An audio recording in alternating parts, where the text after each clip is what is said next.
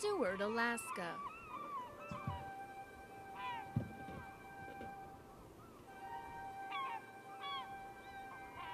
A harbor city with beautiful waters and wildlife.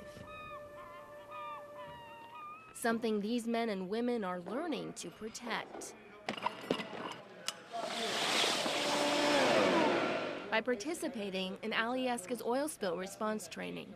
Because this has to be 5 to 6 feet above the high tide mark. The Ship Escort and Response Vessel System, also known as SERVS, says it's a marriage between industry and local communities. And then you have 400 ready work boats under contract, and then all the crews that are on those boats train with us as well. And again, it gives us that coverage throughout the sound. After extensive instruction today, about 25 fishing vessels and 121 participants, according to SERVS, shove off into Resurrection Bay. You are the strike team leader for just the J-booms. As the crew pulls into Lowell Point, the flurry begins. Coming up. Lean over. Come on down, Randy. And roll call commences. Redhead. Redhead here. A simulation is given. The coal ship ran aground on Lowell Point, and they're in the process of leaking Bunker C, which is a heavy grade of fuel, into Resurrection Bay.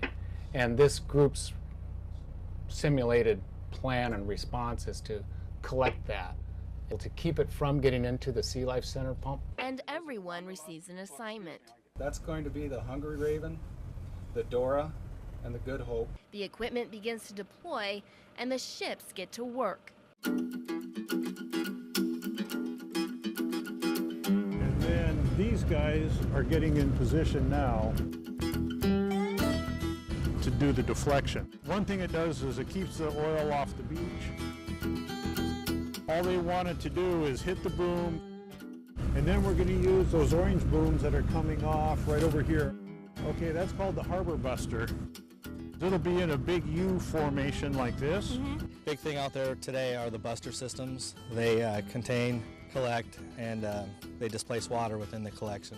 So we could drop a skimmer right into it, and it collects pure product. It concentrates it from being a big spill to a small spill. I'm hooking up a discharge line to a termite skimmer, which experts say is one of the leading technologies in helping to clean up a spill. With the systems that we have out today, the termite would be able to recover about 173 barrels per hour. So times that by 4, and that's what we'd be able to recover on water.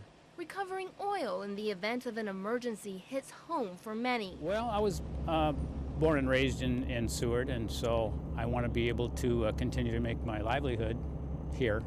So it's very important that we take care of the environment we've got. And for this fisherman, the past is proof of that. Yeah, we've still got some fisheries that haven't hardly reopened since the Exxon Valdez oil spill. Some of the herring fisheries are still not recovered. As the fleet continues to execute their strategy, someone is watching closely.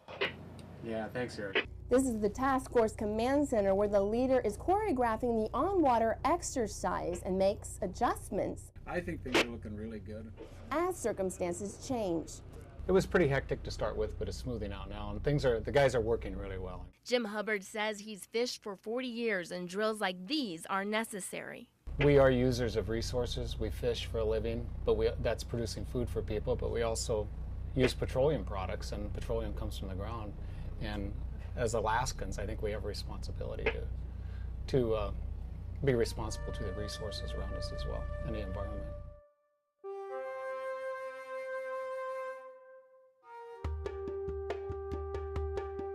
On the shoreline, far away from the noise, the mock response resembles a quiet dance,